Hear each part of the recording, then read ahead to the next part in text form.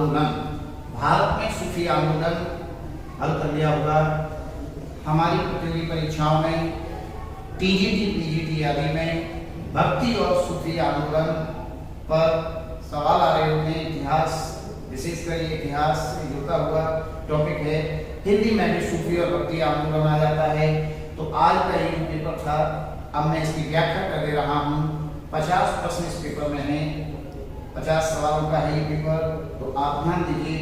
पहला प्रश्न, प्रसिद्ध सूफी संत शेख निजामुद्दीन औलिया का जन्म कहाँ हुआ था? ए अजमेर, बी बदायूं, सी मुल्तान और डी लाहौर। आंसर हो जाएगा बदायूं में। निम्नलिखित में से किस सूफी संत को महबूब ए इलाही अर्थात ईश्वर का मित्र एवं सुल्तान उल औलिया अर्थात संतों का राजा उपनाम से भी जाना गया है? ए ख्वाजा मोइनुद्दीन चिश्ती, बी निजामुद्दीन औलिया, सी बख्तियार काकी, डी बहाउद्दीन जकारिया। आंसर हो जाएगा निजामुद्दीन औलिया। निजामुद्दीन औलिया को महबूब ए इलाही और सुल्तान उल औलिया भी कहा गया है। तीसरा सवाल, निम्नलिखित में से किस सूफी संत का दिल्ली के सुल्तान गयासुद्दीन तुगलक से मतभेद था? ए बकीउल्लाह, बी सलीम चिश्ती, सी बयाजी, डी निजामुद्दीन औलिया। आंसर है निजामुद्दीन औलिया, चिश्ती संप्रदाय के प्रसिद्ध सूफी संत। इन्होंने ही कहा जाता है, गयासुद्दीन तुगलक के प्रति कहा था जब वो बंगाल अभियान पर गया था, हुनूज दिल्ली दूर अस्त, महोदय अभी दिल्ली दूर है। निम्नलिखित में से असुमेलित युग्म को पहचाने। Unmatched pairs. A Baba Farid Suhrawardi संप्रदाय, शेख निजामुद्दीन नागौरी चिश्ती शाखा, सी मियां मीर कादरी संप्रदाय, सी शाह वलीउल्लाह नक्शबंदी संप्रदाय। यानी इनमें से कौन सा सूफी संत और किस संप्रदाय से जुड़ा हुआ है और नहीं है? तो यह गलत पहचानना है। असुमेलित बाबा फरीद सोहरावर्दी संप्रदाय से संबंधित नहीं थे, बल्कि चिश्ती संप्रदाय से संबंधित थे। आंसर ए है। पांचवा सवाल, ख्वाजा कुतुबुद्दीन को बख्तियार की उपाधि जिस का अर्थ सौभाग्यशाली होता है, बख्तियार का अर्थ सौभाग्यशाली होता है, किसने दी थी? ए ख्वाजा उस्मान हारूनी ने, बी ख्वाजा मोइनुद्दीन चिश्ती ने, सी अब्दुल कादिर जिलानी ने, डी इनमें से कोई नहीं। तो ख्वाजा कुतुबुद्दीन को बख्तियार की उपाधि ख्वाजा मोइनुद्दीन चिश्ती ने दी थी। सूफियों के इस संप्रदाय से बहाउद्दीन जकारिया संबंधित थे? ए चिश्ती, बी नक्शबंदी, सी सोहरावर्दी, डी कादरी। आंसर हो जाएगा सोहरावर्दी संप्रदाय से। बहाउद्दीन जकारिया का संप्रदाय जो था वो सोहरावर्दी। तौहीद ए वजूदी पुस्तक के लेखक वह सूफी संत जिनकी उपाधि चिराग ए दिल्ली थी। चिराग ए दिल्ली जिनकी उपाधि थी और जिन्होंने तौहीद ए वजूदी नाम की पुस्तक लिखी।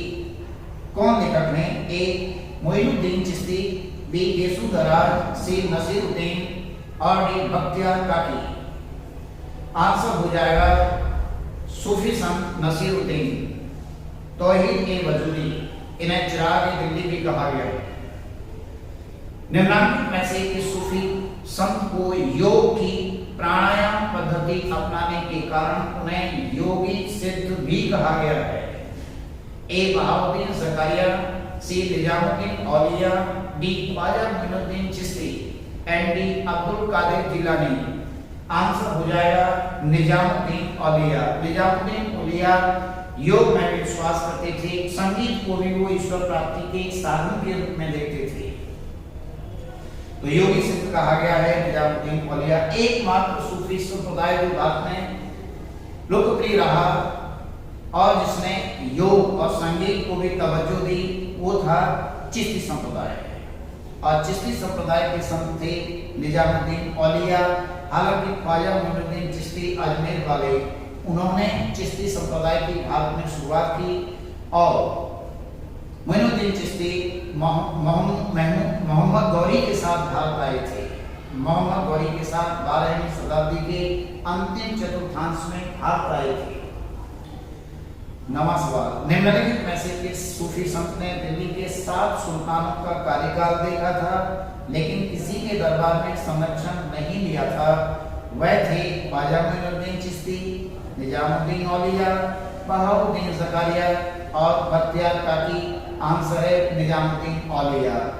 वैसे अमीर खुसरो भी 7 सुल्तानों का कार्यकाल देखे थे और वो अलाउद्दीन के दरबार में भी रहे थे, लेकिन यहाँ सूफी संतों में निजामुद्दीन औलिया के शिष्य थे तूतीय हिंद अमीर खुसरो, जिनका वास्तविक नाम अबुल हसन था। यूपीएसआई दिसंबर 2017 वाले पेपर में पूछा है अमीर खुसरो का वास्तविक नाम क्या था? आंसर है अबुल हसन। चिश्ती संप्रदाय, 10वां प्रश्न, चिश्ती संप्रदाय के संस्थापक कौन थे? आंसर है ख्वाजा मोइनुद्दीन चिश्ती। मैंने अभी व्याख्या कर दी है, जिनकी अजमेर राजस्थान में दरगाह।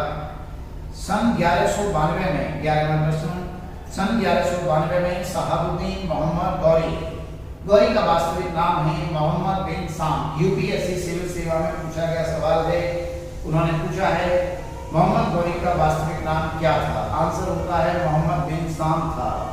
तो सवाल ये है, सन 1192 में शहाबुद्दीन मोहम्मद गौरी, जिसका वास्तविक नाम मोहम्मद बिन साम था, के साथ भारत आने वाले सूफी संत ख्वाजा मोइनुद्दीन चिश्ती की कर्म भूमि कहाँ थी? आंसर मैंने समझा दिया है, अजमेर में थी। दक्षिण भारत के गुलबर्गा, अब कर्नाटक में पड़ेगा गुलबर्गा में रहने वाले वे सूफी संत जिनकी उपाधि बंदा नवाज अर्थात ईश्वर के प्राणियों के हितैषी है, वह कौन थे? ए शेख गेसुदराज, बी बाबा फरीद, सी बख्तियार काकी और डी सर हिंदी। आंसर है शेख गेसुदराज। ये कर्नाटक के गुलबर्गा में रहते थे और इनकी उपाधि है बंदा नवाज। 13वां प्रश्न, निजामुद्दीन औलिया के वह प्रसिद्ध शिष्य जिन्होंने कलंदरिया संप्रदाय की स्थापना की? ए नजमुद्दीन कलंदर। यही आंसर है, नजमुद्दीन कलंदर ने कलंदरिया संप्रदाय की स्थापना की। पीसीएस यूपी में एक सवाल आया था पीछे प्रारंभिक परीक्षा में, कल इतिहास सब्जेक्ट हुआ करता था ऑप्शनल पेपर, उसमें उन्होंने पूछा है इनमें से किस मुगल सम्राट को कलंदर भी कहा गया है? टीजीटी सामान्य विज्ञान 2016 यूपी, उन्होंने पूछा है सवाल कि इनमें से किस सम्राट को कलंदर भी कहा गया है? तो आंसर है बाबर।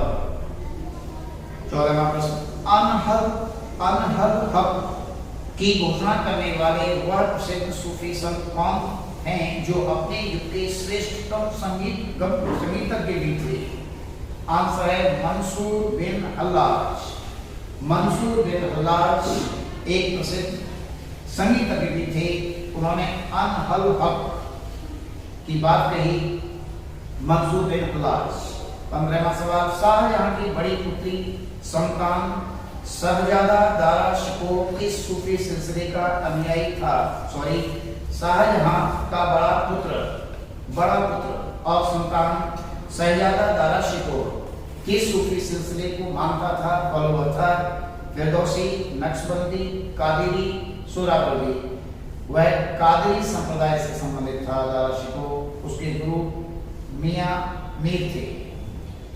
16वां सवाल, सकीनत उल औलिया, हसनात उल आरिफीन, तरीकत उल हकीकत, रिसाला ए हकमा किसकी रचनाएं हैं? दारा शिकोह, मुल्ला साहब, अब्दुल कादिर जिलानी और निजामुद्दीन औलिया। आंसर है दारा शिकोह। ये समस्त किताबें सकीनत उल औलिया, हसनात उल आरिफीन, तरीकत उल हकीकत और रिसाला ए हकमा दारा शिकोह की हैं। दारा शिकोह अपनी उदारवादी भावनाओं के कारण छोटा अकबर भी कहा गया है, ऐसा इतिहासकार लेखपुर ने कहा है। छोटा अकबर, लघु अकबर। 17वां प्रश्न, चिराग ए देहलवी अर्थात दिल्ली का दीपक उपाधि धारण करने वाले सूफी संत शेख नसीरुद्दीन महमूद कहाँ जन्मे थे? ए अयोध्या में, बी वाराणसी में, सी प्रयागराज में और डी उज्जैन में। आंसर है अयोध्या। चिराग ए देहलवी उपाधि है शेख नासिरुद्दीन महमूद की, ये अयोध्या में पैदा हुए थे। 18वां सवाल, वहदत उल वजूद की अवधारणा जिससे सूफियों की उत्पत्ति मानी जाती है, वहदत उल वजूद की अवधारणा कॉन्सेप्ट जिससे सूफियों की उत्पत्ति मानी जाती है का अभिप्राय क्या था? ए इस्लाम की शुद्धता, बी विधर्मियों के विरुद्ध युद्ध, सी जाति प्रथा की समाप्ति और डी परम तत्व की एकता। वहदत उल वजूद का आशय है परम तत्व की एकता, ईश्वर एक है, ये विचार। 19वां प्रश्न, अकबर की उदारवादी धार्मिक नीति का किस लोकप्रिय सूफी संप्रदाय द्वारा विरोध करने का प्रयास किया गया? कादरी संप्रदाय, चिश्ती संप्रदाय, सोहरावर्दी संप्रदाय और नक्शबंदी संप्रदाय। नक्शबंदी संप्रदाय द्वारा। इसके प्रवर्तक थे बकरी बिल्लाह। ये पूरा कट्टरपंथी विचारधारा से, इस्लामिक विचारधारा से युक्त संप्रदाय था। अकबर की उदारवादी नीतियों का विरोध इस संप्रदाय ने, नक्शबंदी संप्रदाय ने किया था।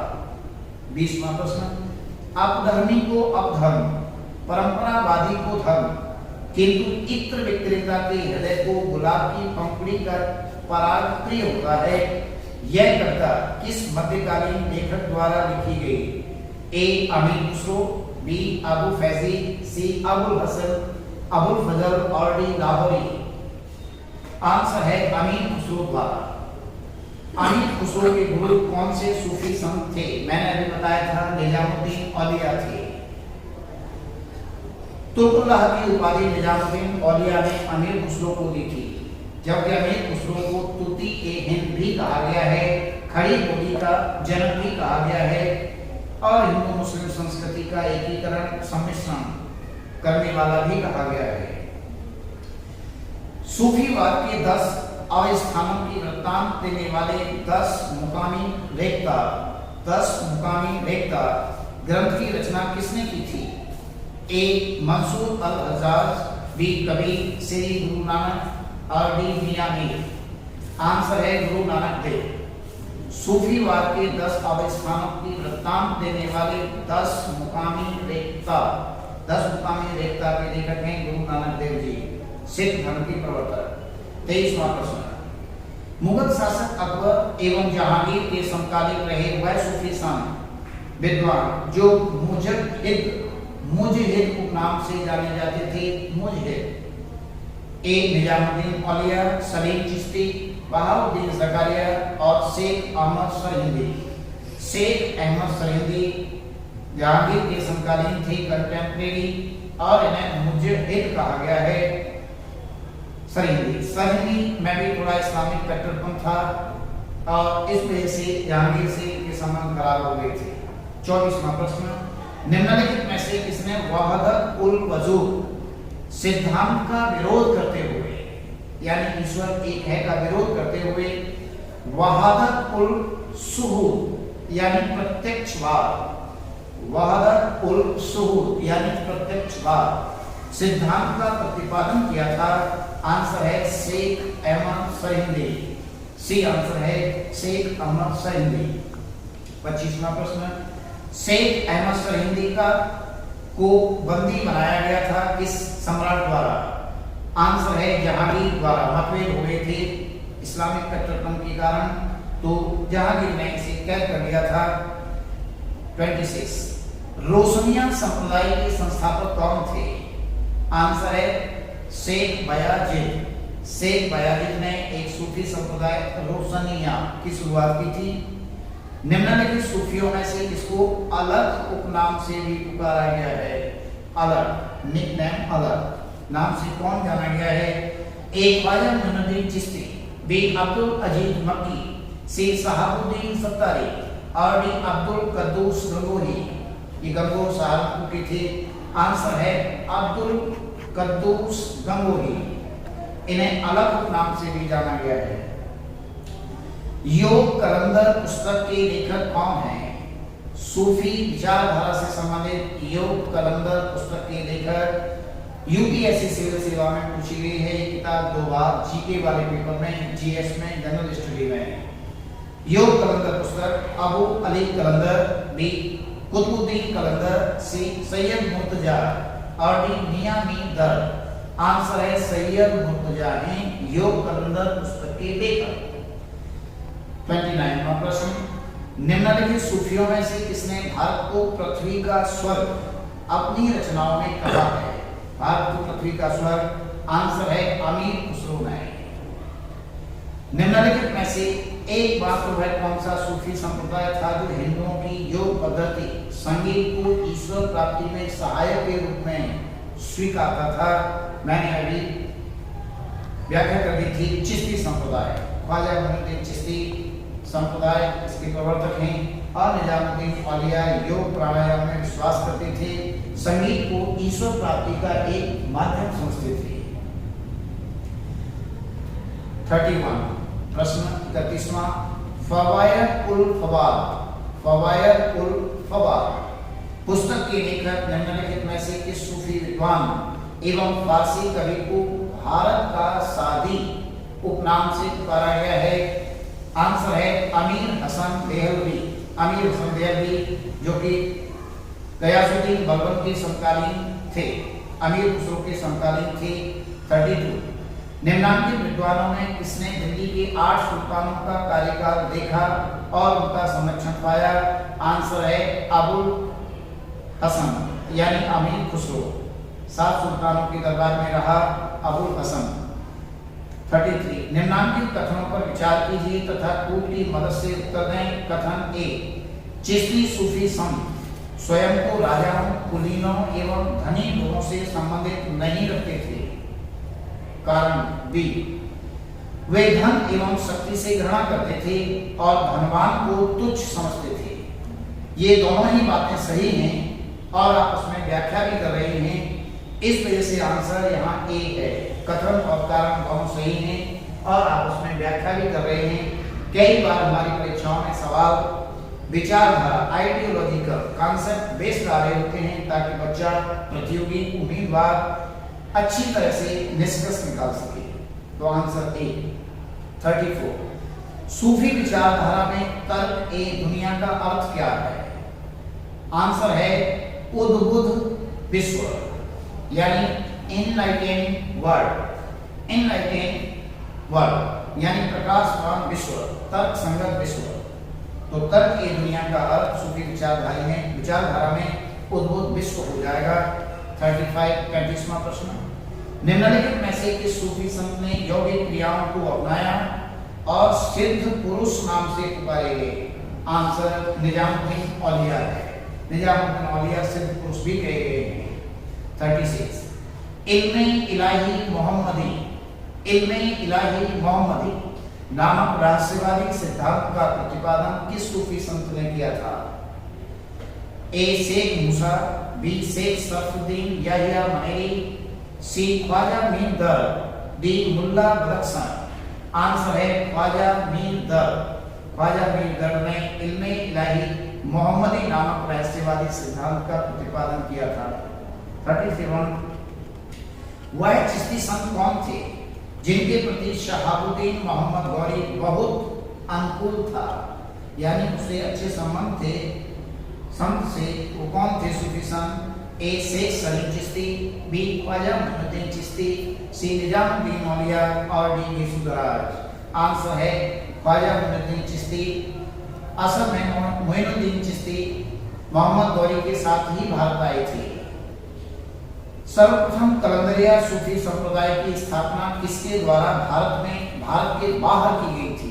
भारत के बाहर ए शेख बहाउद्दीन शाह, बी कुतुबुद्दीन कलंदर, सी शाह अब्दुल्ला और डी अब्दुल अजीज मक्की। अब्दुल अजीज मक्की कलंदरिया सूफी संप्रदाय की स्थापना भारत के बाहर ईरान वाले से क्षेत्र में किए थे। 39 शेख निजामुद्दीन औलिया ने आईन ए हिंद अर्थात भारत दर्पण की उपाधि किसे दी थी? शेख सिराजुद्दीन उस्मानी, अखी सिराज को। निजामुद्दीन औलिया ने आईन ए हिंद की उपाधि चिश्ती संप्रदाय के संत शेख निजामुद्दीन उस्मानी, जिन्हें अखी सिराज भी कहते हैं, को दी थी। 40 निम्नलिखित सूफी संप्रदायों में किसमें संगीत को निषिद्ध मानते हुए कट्टरता पर अधिक बल दिया गया? आंसर है सी, नक्शबंदी संप्रदाय। नक्शबंदी संप्रदाय में संगीत का विरोध है। 41 कश्मीर में मुख्यतः स्थापित किस सूफी संप्रदाय के संत मीर सैयद अली हमदानी थे? ए चिश्तिया, बी कुबराविया, सी कलंदरिया और डी सत्तारिया। आंसर है कुबराविया संप्रदाय की स्थापना करी मीर सैयद अली हमदानी कश्मीर में। 42 शेख मोइनुद्दीन की दरगाह कहाँ स्थित है? ए बाड़मेर में, अजमेर में, श्री गंगानगर में, जैसलमेर में। तो ये मैंने अभी पिछले प्रश्नों में चर्चा करी है, अजमेर में स्थित है।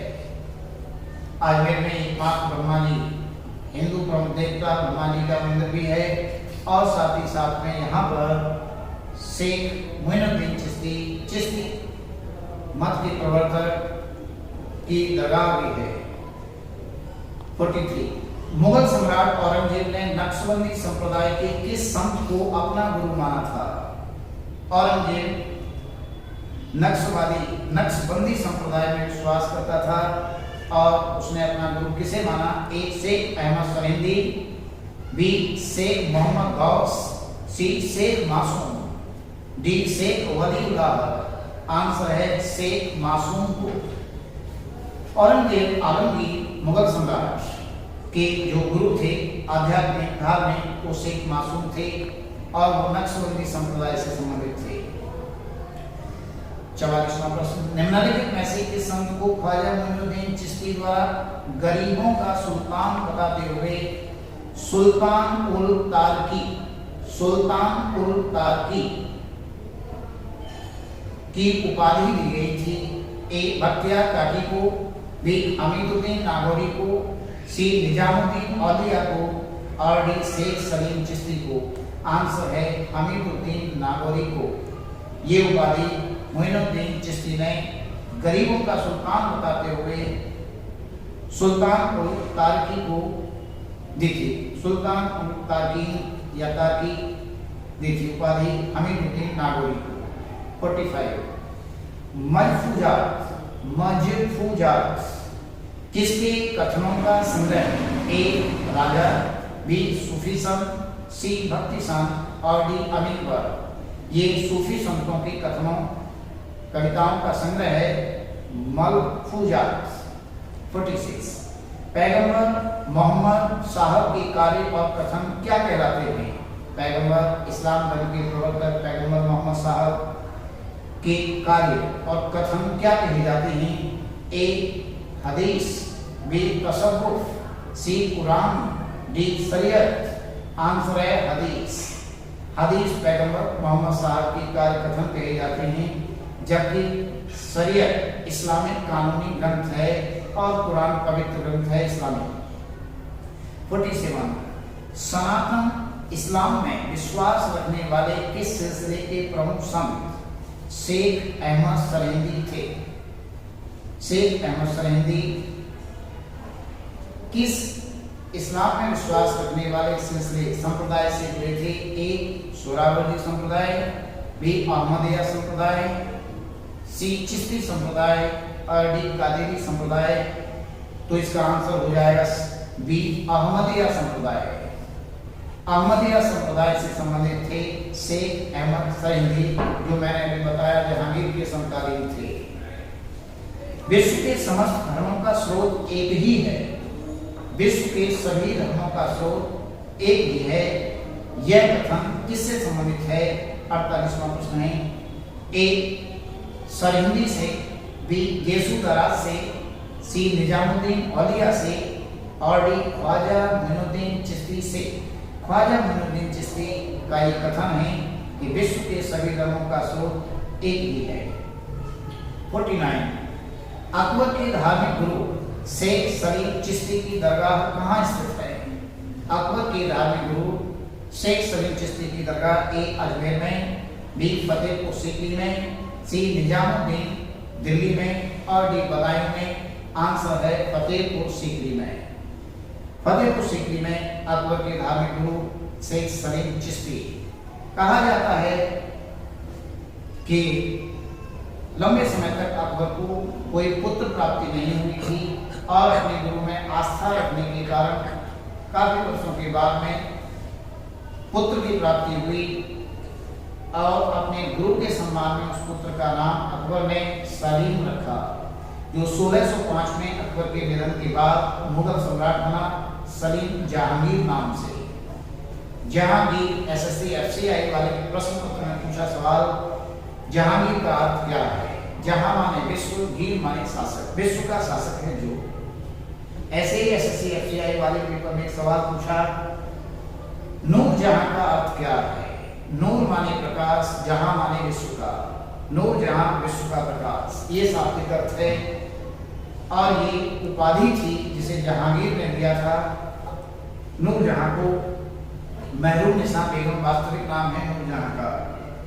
50वां प्रश्न, किस मुगल सम्राट का जन्म एक सूफी की कुटिया में हुआ था? सूफी संत की कुटिया में हुआ था। ए अकबर, बी खुर्रम, सी सलीम, डी औरंगजेब आलमगीर। इसका आंसर है सलीम चिश्ती की।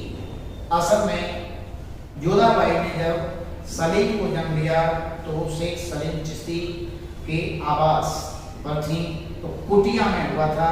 यूपीएससी सिविल सेवा में पूछा गया था ये सवाल कि इनमें से किस सम्राट का जन्म एक सूफी की कुटिया में हुआ?